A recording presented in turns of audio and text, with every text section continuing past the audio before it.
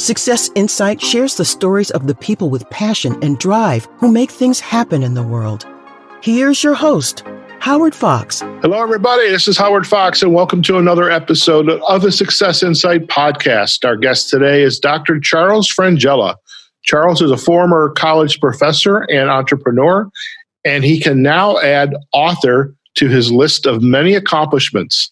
His new book is Never Expected: Principles for Living, and this was published this past September by Archway Publishing. Never Expected: Principles for Living is a compilation of statements, quips, and words that Chuck has collected over the years from unexpected encounters and casual conversations. Dr. Charles Frangella, welcome to the Success Insight podcast. Well, thank you for having me, and I appreciate you inviting me to be on this podcast. I've been looking forward to it. Fantastic. And if I may call you Chuck, is that okay? That's okay. Perfect. Thank you so much. So, Chuck, I would love if you could share a little bit about your background before we kind of dive into the book. And I'm really excited to get into this book.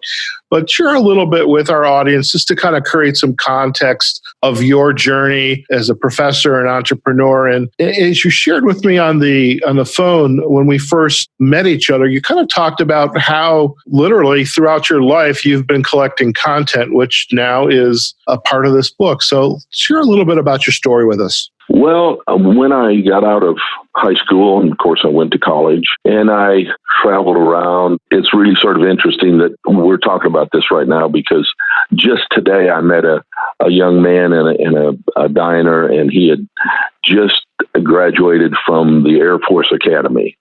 And we got talking and whatever, and his dad's running for sheriff locally here. And I said, oh, yeah, I was going to go to the Air Force Academy. And I said, I got the commission from my senator and all that. And I said, then when I was ready to graduate, instead of going there, I went to a different school. And I said, that's one of those things that I've kind of regretted. But then you look back and the regrets are maybe not as much as you think, because my life took a different path, but I'm pleased with the way I went. I ended up traveling, going to several different colleges before I graduated.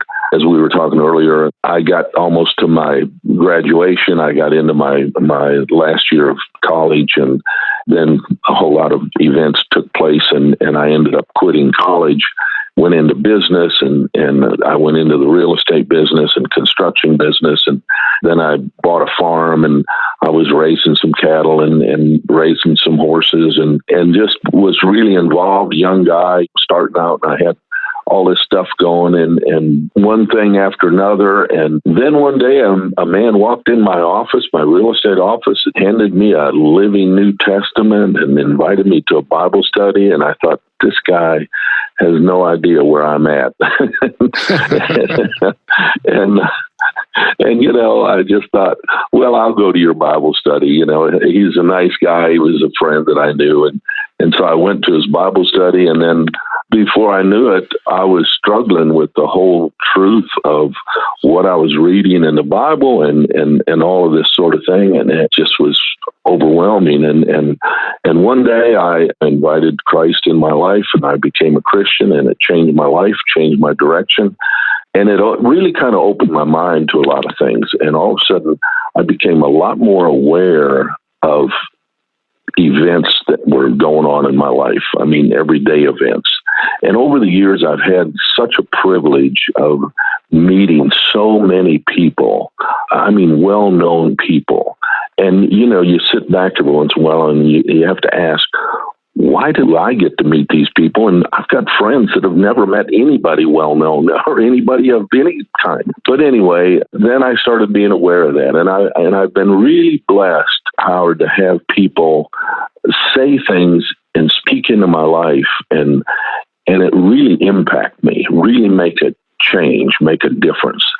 And a few years ago, I just sat down in my office one day and I was talking to someone and a young person, and I just shared a couple of things with just principles that I had learned over my lifetime and shared it with them. And they just looked at me and I thought they were just really pretty simple principles.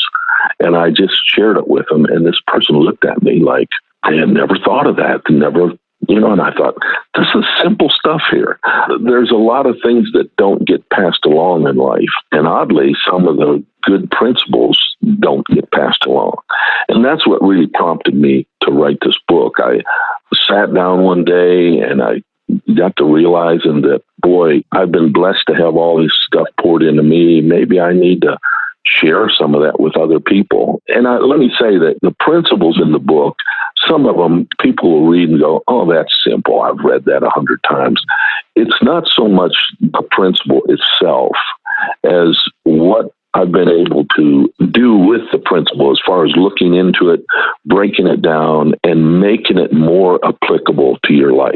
That was the strength of the book. It's not that, oh, this is a principle that nobody's ever heard of before and it's the most amazing principle. That's not the point. It's sometimes we hear things, and just like there's a chapter in my book and it's titled, "It's Not the Bottom Line," because that's a phrase that we use so much. Right. And it's just common, and everybody uses it, and everybody uses it for anything they want to use it for, Well, I've got a chapter in my book that deals with the principle irreducible minimum, which was something that was shared with me, and it just threw me for a loop. And I thought, irreducible minimum, what in the world is that? The only thing I could think of is when you're doing a division problem in math, But and in the book, I explain the difference between irreducible minimum and bottom line. They often could be misconstrued, but bottom line is a simple accounting term that really doesn't apply in all the places that we apply it. But more importantly, irreducible minimum does apply to most of the places that we apply bottom line. Because bottom line is not really the end of the story. It's just the bottom line that I'm trying to get to. But irreducible minimum is the final of the final. It's the very bottom of everything. It's the very thing that we avoid doing. We don't like to bring things to their irreducible minimum. And I point that out in the book, that news stories, you listen to a news story and sometimes you're sitting there and you go, well, why don't they just do this or just do that? And instead you hear all of this rhetoric that goes on for weeks. They stretch a story out for weeks. And you think, what? Right, I guess it makes money. Yeah, exactly. And that's what it's for. And you think, wow, that could have been resolved a long time ago. And of course, politicians do that. That's the whole basis of political parties is, each party has to have their own say-so and their own truth and whatever. And so they drag things out. And we do that. But I had an advisor in college that was the first thing he hit me with was, you got to bring things to their irreducible minimum, and he was big about that, just bringing things right down to their bare minimum. It's interesting, and I do want to go back. Something has triggered a thought when you went back to the very beginning. But before we do that, I mean, I remember too this word bottom line. I remember having those conversations. So what's the bottom line here? And so what you're saying, the bottom line is not what we think it means, but it is what is the bottom line in the moment. But it seems as though we still have, if we're interested, to go much further into what are our other options that are available to us if we just didn't want to settle for, because it's convenient or safe, the bottom line. Yeah, because bottom line is, well, if you've gone through business school or whatever, bottom line is all, and that's where the phrase came, was from Harvard Business School, and a bunch of guys sat around and started using that phrase. But the bottom line is simply the thing about, it's what you're looking for in your accounting. You want a profit. Profit is the bottom line, or loss. And of course, you don't want a loss, you want a profit. So it's what can we do to get a bottom line? Then it comes down to, well, we did all this. Now what can we do to get a better bottom line? And then a better bottom line. So there's always a change with bottom line. Bottom line isn't the end. It's just where we're at right now. Right, but irreducible minimum is when you bring something to its irreducible minimum. You brought it down to its final conclusion. You can't reduce it anymore. You can't do anything with it anymore. In fact, you get it down there, and now it's so far down that if you do any more, you reverse it. Right. It's at the point of no return. That's where you want to be. Yeah, maybe part of the opportunity is to know how far do I need to go to get to that, as close to the irreducible minimum as I should, before it's no longer worth the effort. I mean, there's a diminishing return by continuing to keep going down that route. I am curious, Chuck, way back in our conversation, you were talked about, you were in your office, this gentleman came in, handed you the Bible, and you went down the path of really kind of opening yourself up to your faith.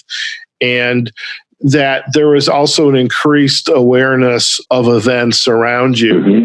And what I'm curious about is, in the faith community, so whether it's Christian, Jewish, Islam, Buddhism, etc., there is this idea of a concept, I should say, of quieting our internal dialogue so that we can be in the moment with somebody that we're having a conversation with. If we're in the moment, we're not worried about what am I going to say next, and how can I say something that's witty and it's a cute retort, or let me sound intelligent, but I am in the moment listening with all of my effort to what the other person is saying.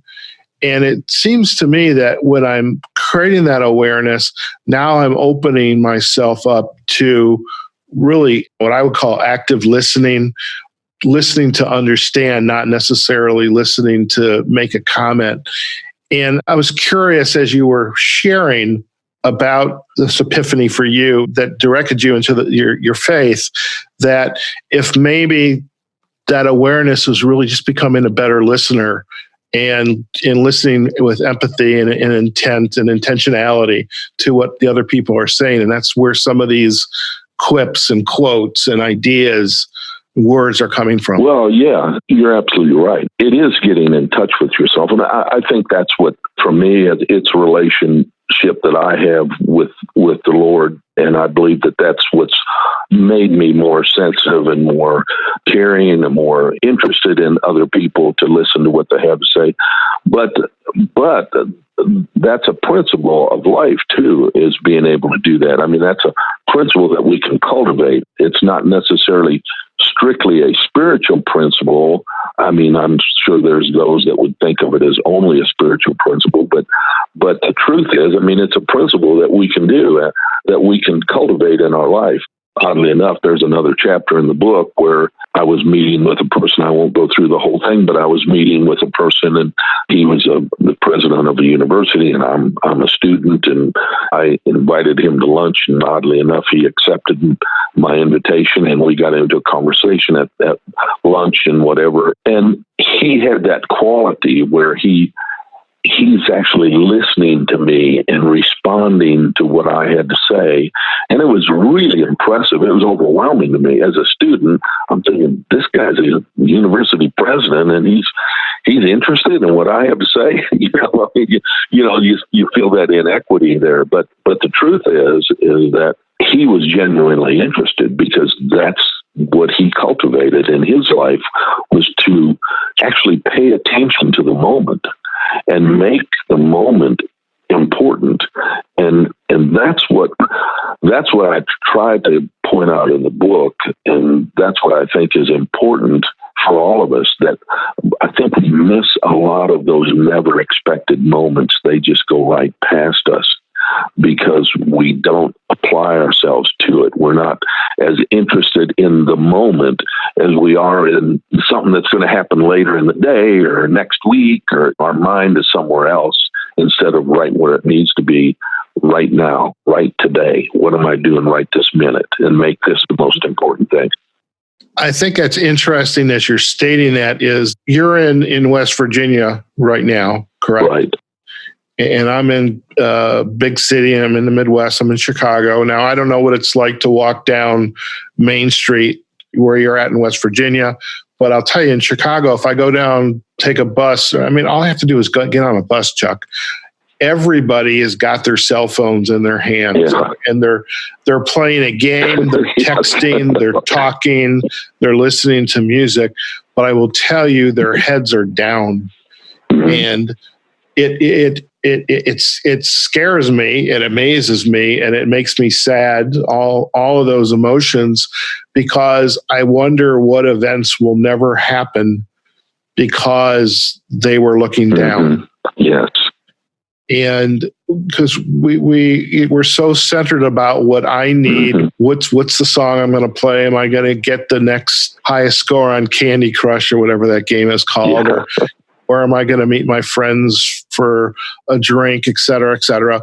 But everywhere you go, people are just looking down on their cell phones. And I see families sitting at dinner and everybody's got a smart device, whatever it is, people walking across the street. And I think this idea that you've just shared with the university professor, if he was intently, we've lost the brilliance or the importance of that being in the moment and just really taking an active interest in the other person. And I wonder how we get that back personally. Well, that's a good question. How do we get it back? And I think we have to start with, again, I have another chapter in the book.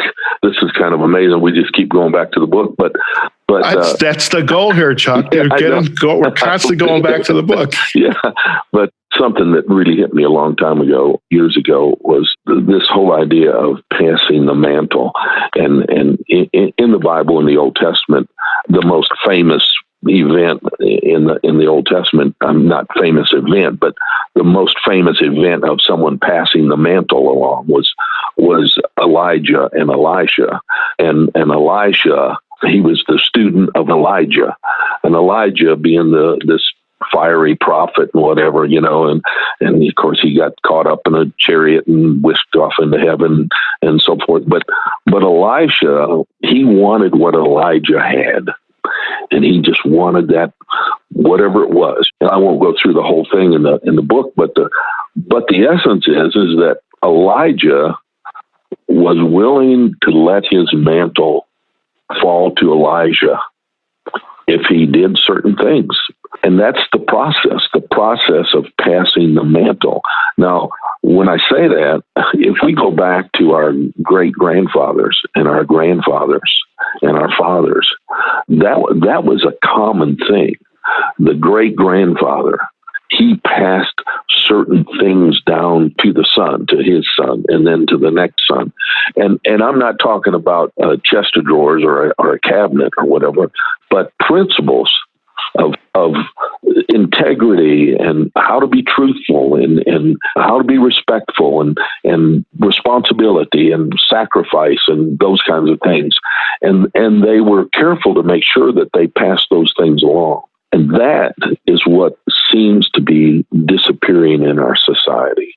The essence of who we are is not being passed along to the next generation. And that's essential. That's essential to society because every society gets caught up in the things around it. And then before you know it, the society is gone. And you can look at all the major powers of the world and major cultures of the world, if you will. And you go back to the Greco-Macedonian Empire, the Persian Empire, the Roman Empire, and so on and so forth. And that's what happened. Their society expanded and grew and got more modern and had all the things that the rest of the world didn't have. But then the society just drifted away and disappeared. And that was because, just like now, everybody got caught up with themselves and they didn't worry about anybody else. And it appears like they worry about everybody else. Like if you look at the Roman Empire, hey man, they went to the big Colosseum, they're all rubbing elbows with one another, and you think that everything was cool. But the truth is that their society was disintegrating right before them. By the very things that they thought were bringing them together, was the very thing that was just causing their society to disintegrate. And that's sort of what's happening now. Not to make it all out a bad thing. I'm just saying that that's one of the things that's happening. Oh no, I think I would agree. I mean, a friend of mine is a Asian historian, and she years ago she introduced this term bread and circuses to me, and I look at the Romans gave the masses bread and circuses, which was in the Colosseum, as a place to go and be entertained and rub elbows, as you just said, while in fact the civilization in the moment is deteriorating. And so if we keep and you're right, it's going on today, whether it's TV, whether it's, Facebook, whether it's even LinkedIn for that matter. I mean, we can go on and we can care more about likes and pets and the recipes and even some of the stories that are, that are just being told, whether it's being purported as truth, but whether it's truth or not, it's who's to say. But it's almost as though we've lost that ability to get back to being intentional in the moment and learning the lessons, the hand-me-downs, as you had said, from the great-grandfather to the grandfather to the father down to the son. Without that, I think it goes back to we're doomed to repeat ourselves. Yeah. Oh, yeah. And we are. I mean, that's what happens. I mean, not to be a doomsday person by any means, but no. And I don't want people to think, oh, that book must be a doomsday. That's not true. But it's just that you have to be aware of what's going on around you. You just have to be aware of that. And that's one of the things that's going on. And what we need is some families, some parents to step up. And hey, it's not like you got to get rid of all the cell phones or you got to get rid of all the social media. Nobody's advocating that. I mean, that would be crazy. Our society has moved that way, and that's going to be there. But there's such a thing as incorporating it in a proper way into your life and into your lifestyle, so that it doesn't consume everything. It just becomes a part of it rather than dominating and overtaking everything. And there are some families. I mean, I just actually saw this on TV just a week or two ago. They were interviewing a couple of families, and they were talking about how they have decided collectively, the family, the kids and the parents had collectively decided that they were going to restrict themselves from certain uses of the social media and certain TV and whatever to have family time together. And I thought, wow, that's great, because otherwise the family grows up, they don't even know one another. It's sort of like the pastor that was talking about a married couple, and he said, well, they were married for 45 years and they were running everywhere. She had her life and her career, and he had his life and his career, and they were running everywhere. And of course, kids raised kids and getting them off to college and everything. He said one day they sat down, looked across the table. After 45 years, all the kids are gone. They both retired from their jobs. They looked across the table from one another and said, do I know you? and it's true, though. You kind of grow away, and all of a sudden you go, wow, do I know you? Who are you? Because, they're a different person to you. So in the book, Never Expected Principles for Living, what are some of the other key takeaways that you would want individuals who are going to read the book? And I know you and your son, you had mentioned, are going to work on an audio version of the book. But for right now, we have to pick that book up and read it, or in my case, my Kindle, and read it. But what are some of the points that you would like your readers to take away from the book? Number one, I guess, is how I housed every principle. I put it in the actual moment that it happened. Actually, when I was writing, I was a little amazed at myself how well I could remember some of those moments, but they were impactful. And so I housed everything in the actual way it came. And I would like people to be able to look at that and think, wow, I need to look at my own life and pay more attention to what people are saying and doing in my own life. What principles can I glean from these people? Because they come at never expected moments. Just give you an example. You're walking down the the street or you're somewhere, all of a sudden you see somebody that you haven't seen in 5 years, and you see them and you start talking and you recapture some times that you had and whatever, and you go away. That's a never expected moment. I mean, you never expected that. They never expected that. It just happened. Well, those kind of moments happen even when it's someone that you saw yesterday.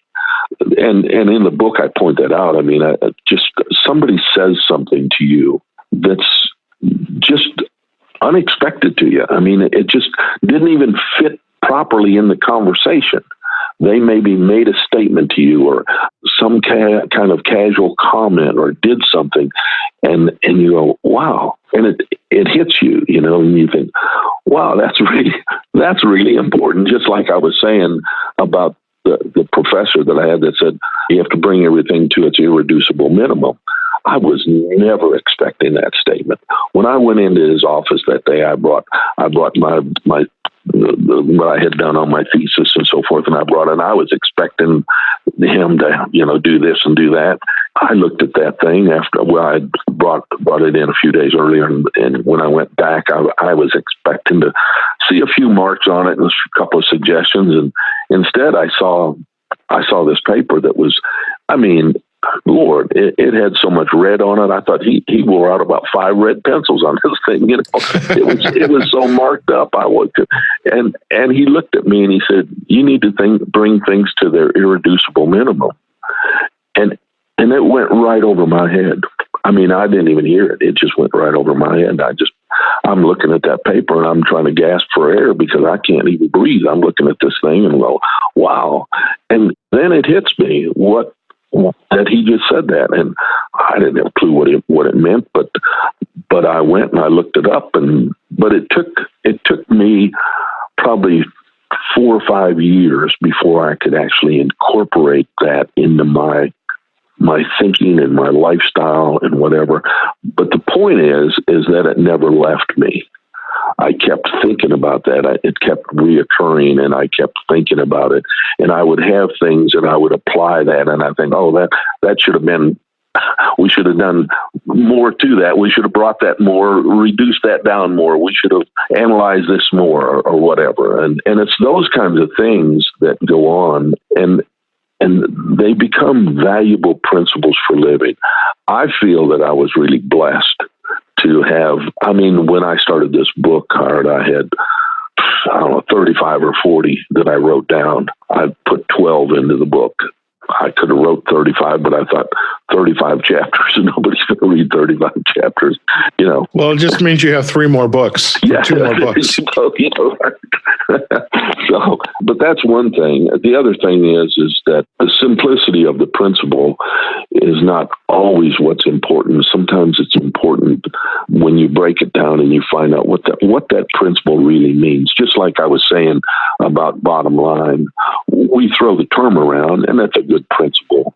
But if you really break it down, do all the components really mean something? And I'll give you a little tip out of the book. Was one of the chapters deals with a person that said something to me real, just totally out of the dark. He just threw a phrase out there in response to some things I was saying. It so caught me off guard. I couldn't even believe it. I thought, well, that's not the answer I would have given. It's not the answer I expected or whatever. It so changed my life. That one principle absolutely changed my life as much as almost anything I can think of changed my life. It was amazing. And it was so simple. And if I would say it to you, you would go, that impacted you. But it really impacted me. And the thing is that when I sat down and broke that down into its components, what's that really mean? Wow, it was even more life-changing. Because here's one of the things that I bring out in the book is that you've always heard the phrase, knowledge is power, right? I'm sure you've heard that phrase, knowledge is power. Sure. But the real truth is that knowledge is not power. It's perspective that's power. When you can change a person's perspective, you've got that person. I mean, you can do about anything with that person when you can change their perspective. And now it may take knowledge to do that, but not necessarily is it all correct knowledge. You can use facts, but you can use facts that don't really apply to the principle or to the point of what you're dealing with. But if you get their perspective, we're seeing that today. Yes, exactly. We see it politically. We're seeing it today, and people do that. And I point that out in the book. A politician is out there, and not to pick on all politicians, but politically, that's what we do. A politician goes out there. He can throw out all kinds of facts. Now, some of them might apply, some of them might not apply, but he'll throw out all kinds of facts. He or she throw out all kinds of facts. And what they're trying to do is get you to see their point of view. That's just what it is. They want you to see their point of view. If you get them, if the politician gets the voter to see their point of view and believe that, they've got the vote. That's all they're looking for is the vote. It matters not whether they follow through or don't follow through. The point is they change that person's perspective, and that's what matters in that moment. That's what matters. Yeah. So, Chuck, if our listeners would like to learn more about you and your work, and obviously to pick up a copy of Never Expected Principles for Living, where's the best place for them to do that? Well, probably Amazon or Barnes & Noble or a couple of those places. And then go to Archway Publishing. They could do Archway Publishing and get a copy from Archway. Yeah. Excellent. And you do have if they want to learn more about you, I know you've got your LinkedIn profile. Mm-hmm. Certainly invite them to connect with you and on LinkedIn. And hey, maybe there's going to be some more interviews and podcasts in your future. Let's have fingers crossed for you. Okay, I appreciate that. I hope that really happens. And I'm excited about this podcast. I'm thankful for it. Well, we appreciate that. Listen, before we let you go, Chuck, we have a little piece that we do on our podcast, and it's called Insight to Go. And a lot of what you've just shared have been insights and lessons that you've collected over the years that are in the book. But our Insights to Go are, in of itself, quotes, something you've read, an article, another book, or something that really kind of shifted you out of your comfort zone or made that aha moment for you. Is there anything you would like to share with our audience, some insight to go? Well, maybe two quick things. One thing is that I think one of the principles that we need to really look at, especially if we're looking for any kind of progress, success, accomplishment, is a simple principle that says we've got to be responsible. And to be responsible, you have to be disciplined and you have to make some sacrifices. And without those three things, you can never really be truly successful. They're just essential to every avenue of success, whether it's success in your marriage, your family, your business, relationships. You have to be responsible. You have to be willing to make sacrifices, and you have to be willing to be disciplined, to do what you have to do. The other thing is being willing to work with people to give them hope, just to be more willing to give hope to other people and lift them up rather than pull them down. I think that's so essential in our society, in our businesses, in anything we do. We need to really try to instill hope in the other people. Wow. Thank you very much for both of those. Be responsible and be willing to work with people to give them hope. And definitely very powerful insights to go. So thank you for sharing that. And Chuck, thank you again for joining us on the Success Insight podcast. It has been a joy to get to know you, learn more about you and your work, and really the hidden nuggets of wisdom that are in the book, Never Expected Principles for Living. So thank you again. Thank you so much. Thank you very much, Howard, for having me. I appreciate it. There you have it, folks. We've been chatting with Chuck Frangella. He is a former college professor and entrepreneur and is the author of Never Expected: Principles for Living. And again, these are a compilation of statements, quips, words that Chuck has collected over the years from unexpected encounters and casual conversations. And through the course of this interview, he has shared quite a few of those. And you will notice we strategically went back to the book many times. So do go out to Amazon and pick yourself up a copy of the book. We'll provide the links to the book page. And if you'd like to also connect with Chuck, we'll provide a link back to his LinkedIn profile as well. And as we say every day, wherever you are, whatever you're doing, go out there and have a phenomenal day. And we'll see you on the next episode of the Success Insight Podcast. Take care now. Success Insight is a production of Fox Coaching and First Story Strategies. Find us online, successinsightpodcast.com.